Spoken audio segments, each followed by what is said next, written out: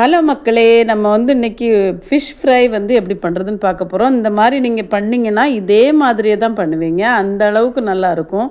Full masala அப்படியே அதில் ஒட்டி இருக்கும். கொஞ்சம் கூட மசாலா வெளியே வராமல் எவ்வளோ அழகாக பண்ணுறதுன்னு நான் உங்களுக்கு சொல்லித்தரேன்.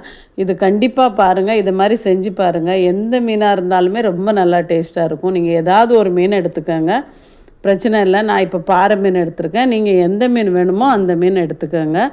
அதுக்கு நல்லா மசாலாவுக்கு உப்பு போட்டுக்கலாம். உப்பு, மஞ்சத்தூள் போட்டு நம்ம இதை கொஞ்சம் நேரம் தனியாக வச்சிடலாம். அது பிசைஞ்சு தனியாக வச்சுருங்க. அது நல்லா ஊறட்டும். நம்ம இதுக்குள்ளே மசாலா ரெடி பண்ணுற வரைக்கும் இது நல்லா அந்த உப்பு பிடிச்சிரும். மீனுக்கு எப்போவுமே நல்லா உப்பு பிடிச்சாதான் நல்லாயிருக்கும்.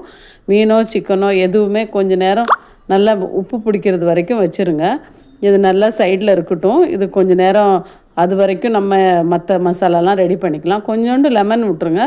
லெமன் சேர்ந்து வரும்போது அதோட டேஸ்ட் நம்ம ஃப்ரை பண்ணும்போது ரொம்ப நல்லாயிருக்கும். ஒரு லைட் புளிப்பு, லைட் உப்பு எல்லாமே ஒரு கலந்த மாதிரி இருக்கும். ரொம்பவே நல்லாயிருக்கும். நீங்கள் கண்டிப்பாக இதை ட்ரை பண்ணுறதுக்காக தான் நான் இந்த ரெசிபி போடுறேன். இது மசாலா வறுக்கிறதுக்கு எடுத்துக்கோங்க. கொஞ்சோண்டு பீனட் எடுத்துக்கோங்க.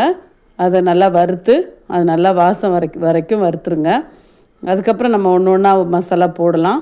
இதில் எவ்வளோ மசாலா சேர்க்குறோம், ரொம்ப ஜாஸ்தி மசாலாலாம் இல்லை, ஆனால் ரொம்பவே வாசமாக ரொம்ப ஃப்ளேவர்ஃபுல்லாக இருக்கும்.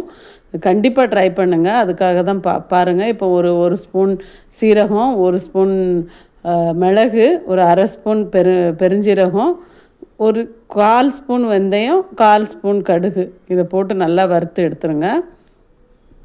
இது நல்லா வறுபடணும். அந்த வாசம் நமக்கு வரணும். அது வரைக்கும் வறுத்துக்கோங்க.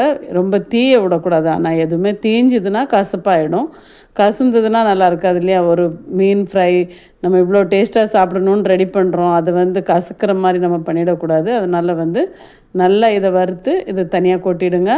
அதுக்கப்புறமா நம்ம இது கூட பூண்டு, கருவேப்பிலை இதெல்லாம் வறுக்க போகிறோம். பாருங்கள். எல்லாமே ஒரு காஞ்ச மிளகா எடுத்துக்கோங்க. ஒரு 5-6 எவ்வளோ மீன் எடுக்கிறீங்களோ அதுக்கு தகுந்த மாதிரி எடுத்துக்கோங்க. நான் இப்போ ஒரு 1/2 கிலோ மீன் தான் எடுத்திருக்கேன். அதனால் நான் கம்மியாக எடுத்துக்கிறேன். நீங்கள் ஜாஸ்தி இருந்தால் அதுக்கு தகுந்த மாதிரி மிளகா எடுத்துக்கோங்க. நான் காஞ்ச மிளகா 4, பூண்டு ஒரு 5-6 பல் எடுத்து நான் அதை நல்லா வறுத்துக்கிறேன். ரொம்ப நல்லா கலர் வர வரைக்கும் வறுக்கணும் அந்த பூண்டு. இல்லைனா அது ஈரமாயிடும் அந்த மசாலா இல்லையா? அதனால் நல்லா கிறிஸ்பி ஆகிற வரைக்கும் வறுத்துக்கோங்க. அதுக்கப்புறம் நல்லா கருவேப்பிலை போட்டுக்கோங்க. கருவேப்பிலை எவ்வளோ நிறைய போட்டாலுமே நல்லா தான் இருக்கும். வேண்டிய அளவுக்கு கருவேப்பிலை கொஞ்சம் எக்ஸ்ட்ராவே போட்டுக்கோங்க. நல்லா வறுத்து கொஞ்சம் அது முருவலாக வரட்டும். லைட்டாக ஒரு துளி எண்ணெய் ஊற்றிக்கோங்க. ஏன்னா அப்போது தான் அந்த இது நல்லா கரெக்டாக வரும். இந்த வறுக்கிறதுக்கு நம்ம பூண்டெல்லாம் ஈரமானதில்லை. அதனால் நல்லா வறுபடுறதுக்காக ஒரு 2 சொட்டு எண்ணெய் போட்டுக்கோங்க. அவ்வளோதான். இது இப்போ நல்லா வறுத்து வந்துருச்சு. இதுவுமே நம்ம தனியாக எல்லாத்தையுமே மிக்சியில் கொட்டிடலாம். மிக்சியில் கொட்டிட்டு நம்ம அதுக்கு எல்லாத்தையும் பொடிச்சு தனியாக எடுத்துக்கலாம். வறுபட்டுருச்சு. இப்போதைக்கு அந்த பூண்டு நல்லாவே ப்ரௌன் ஆனதுக்கப்புறம் நம்ம எடுத்துட வேண்டியது தான். ரொம்ப நேரம் தேவையில்லை. அதுக்கப்புறம் எடுத்து நம்ம கொட்டிக்கலாம்.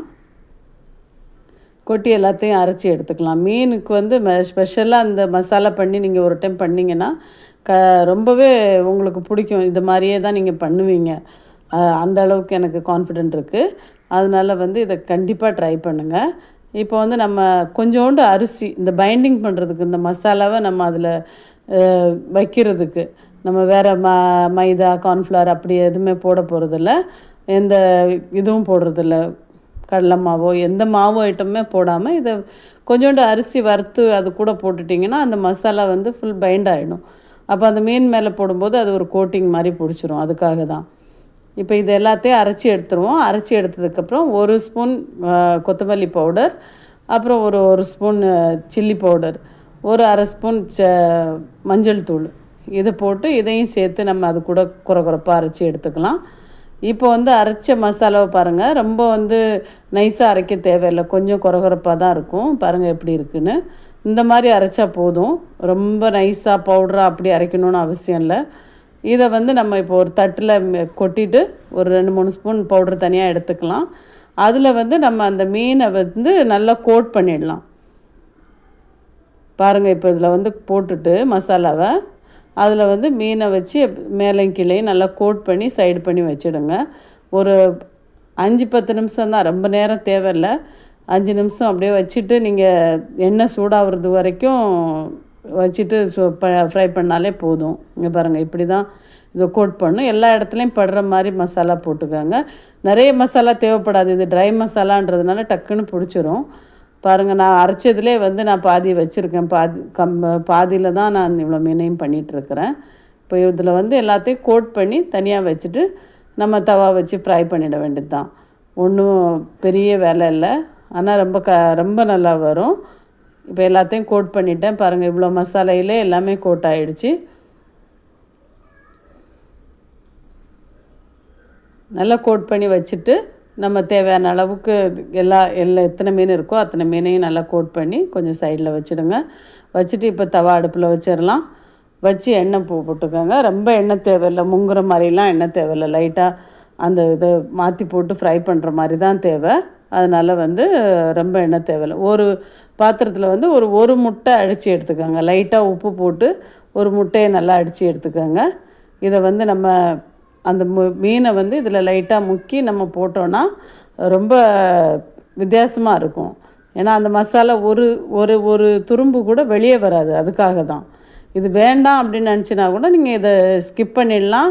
அப்படியும் மசாலா நிறைய வெளியே வராது. ஏன்னா அதில் ரைஸ் ஃப்ளார் இருக்கிறதுனால, அது ரைஸ் அரைச்சிருக்கிறதுனால அது அப்படியே பிடிச்சிக்கும். இருந்தால் கூட இப்படி நீங்கள் போட்டிங்கன்னா சுத்தமாகவே ஒரு மசாலா கூட வெளியே வராது. ரொம்ப அப்படியே பிடிச்சிக்கும் எல்லா மசாலாவும் அதிலே. அந்த அளவுக்கு நல்லா கோட் ஆகிடும். ஒரே ஒரு முட்டை அதிலே பாதி தான் எனக்கு யூஸ் ஆச்சு. அந்த அளவுக்கு ரொம்ப ஜாஸ்தி முட்டை வாசமெல்லாம் வராது அதில்.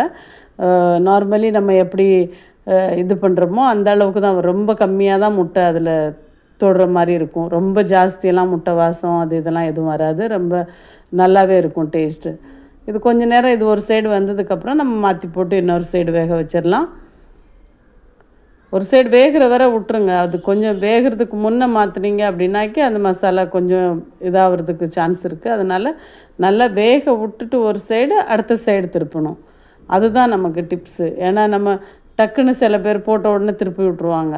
கொஞ்சோண்டு கருவேப்பிலை தூவிக்கிட்டு அதை நல்லா கருவேப்பிலை வேணும்னா போட்டுக்கோங்க, வேண்டான்னா ஒன்றும் பிரச்சனை இல்லை. தூவி அடுத்த பக்கம் இன்னொரு வாட்டி திருப்பிட்டு நீங்கள் எடுத்திங்கன்னா சூப்பரான மீன் ஃப்ரை ரெடி. நீங்கள் இதை வந்து எது கூடயும் சாப்பிட்லாம். ரசம் கூட சாப்பிட்லாம், சாம்பார் கூட சாப்பிட்லாம், மீன் குழம்பு கூட சாப்பிட்லாம். நான் இது கூட மீன் குழம்பு தான் வச்சுருக்கிறேன், அது கூட தான் நாங்கள் சாப்பிட போகிறோம். ரொம்ப நல்லாயிருக்கும். மீன் குழம்பு ரெசிப்பியும் இந்த இதில் போட்டிருக்கேன், போய் பாருங்கள். ரொம்ப சிம்பிளான ரெசிபி, நீங்கள் பார்த்த உடனே செஞ்சிடலாம். தெரியாதவங்க கூட பார்த்து செஞ்சிடலாம். அந்த அளவுக்கு நல்லாயிருக்கும், அவ்வளோவுக்கு டேஸ்ட்டாக இருக்கும். இது பாருங்கள் எப்படி இருக்குன்னு. ஒரு மசாலா கூட வெளியே வந்திருக்குதா பாருங்கள், எவ்வளோ அழகாக இருக்குன்னு. தவாவை பாருங்கள், எதுலேயுமே ஒரு துரும்பு கூட வெளியே வராது. அந்த அளவுக்கு ரொம்ப பர்ஃபெக்டாக இருக்கும். சூப்பராக வந்துருச்சு. பாருங்கள் எப்படி இருக்குன்னு. கண்டிப்பாக செஞ்சு பார்த்துட்டு எனக்கு கமெண்ட் பண்ணுங்கள். உங்களுக்கு இன்னொரு ஏதாவது ரெசிபி வேணும்னா எனக்கு மெசேஜ் பண்ணுங்கள். Thank you so much.